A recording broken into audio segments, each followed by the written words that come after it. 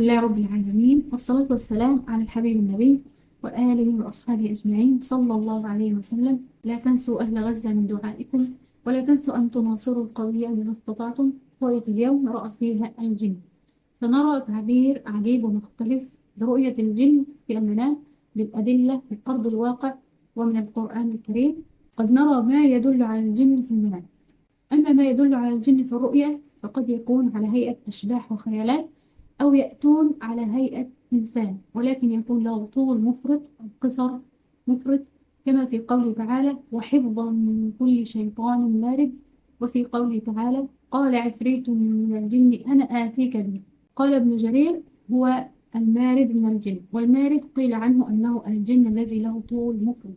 وقد نراهم في هيئة حيات وعقارب وثعالب وحيوانات. في الغالب تميل الألوان هذه الأشياء إلى اللون الداكن أو الأسود، وكلما كان اللون أشد سوادا كلما كان أشد إيذاء.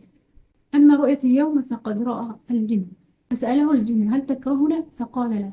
فسأله من رأى نفس السؤال، يعني قال له: هل تكرهونني؟ فقالوا: نعم نكرهك لأن شكلك مخيف.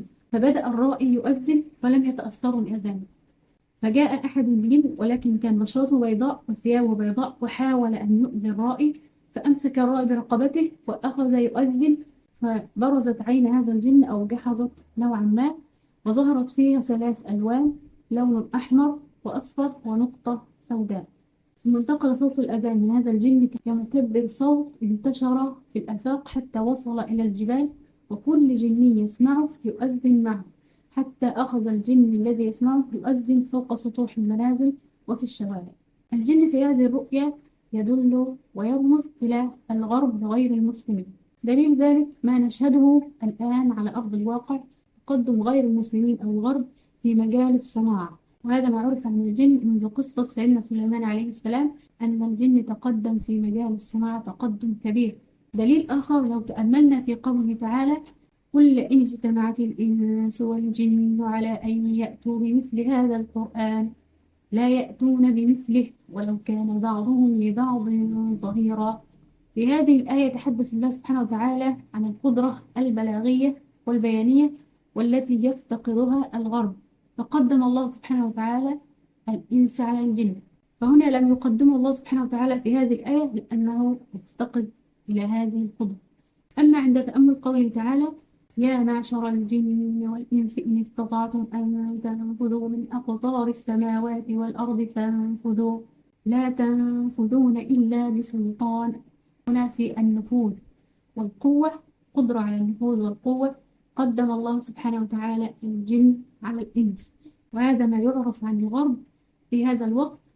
كما قلنا أن الله سبحانه وتعالى يضرب المثل في هذه الرؤيا ويشبه الجن بغير المسلم. نأتي إلى السؤال والحوار. قالوا له: هل تكرهنا؟ قال لا. هذه سماحة الإسلام. فلما سألوا نفس السؤال: هل تكرهونني؟ قالوا: نعم نكرهك، معللين هذه الكراهية لأن شكلك مخيف. كلنا يعلم ويعرف ظاهرة أو مصطلح الإسلاموفوبيا، فوبيا الإسلام أو الخوف من الإسلام. هذا المصطلح معناه الخوف من الإسلام وكراهية المسلمين والتحيز ضدهم، وهذا بسبب ما يصدر إلى الغرب وغير المسلمين من أفكار وتصرفات خاطئة عن الإسلام. وكان يؤذن الأذان هو نداء الحق ودعوة الحق والفلاح، لا فلاح إلا باتباع طريق الإسلام. قال الله سبحانه وتعالى: إن الدين عند الله الإسلام. وقال تعالى: فإن أسلموا فقد اهتدوا. فلما جاء هذا الجني المميز ببشرة بيضاء وثياب بيضاء، هذا يدل على أنه شخص مميز وله نفوذ، وسنرى ذلك عندما تكتمل الصورة الرؤية. فأمسكه من رقبته وهو يؤذن فجحظت أو برزت عيناه قليلا، وهذا يدل على اتباع أسلوب الترغيب والترهيب في الدعوة إلى الله. عندما يرى الشخص شيئا يدهشه أو يعجبه نقول برزت عيناه على الشيء، في نفس الوقت عندما يصاب الشخص بالخوف والهلع نقول جحظت أو برزت عيناه من شدة الخوف، خاصة أنه مقترن معه الأذان، يعني الدعوة، أسلوب الدعوة بالترغيب والترهيب. ثم انتقل صوت الأذان منه كمثل مكبر. إسلام هذا الشخص يكون فيه خير كثير، حيث يكون له تأثير ونفوذ فيسلم بسببه الكثير من الغرب، وهذه نعمة البشرى للرائي. قال صلى الله عليه وسلم: لئن يهدي بك الله رجلا واحدا خير لك من حمر النعم. أما لو لاحظنا الألوان الثلاثة التي ظهرت في العين، الأحمر والأصفر والأسود، هذه الألوان تدل بالضبط على علم ألمانيا. لعل هذا الرجل موطنه من أصل ألمانيا، وإسلامه بإذن الله سيكون فيه خير كثير. والله تعالى أعلم وأعلم. سبحانك اللهم وبحمدك، أشهد أن لا إله إلا أنت، أستغفرك وأتوب إليك.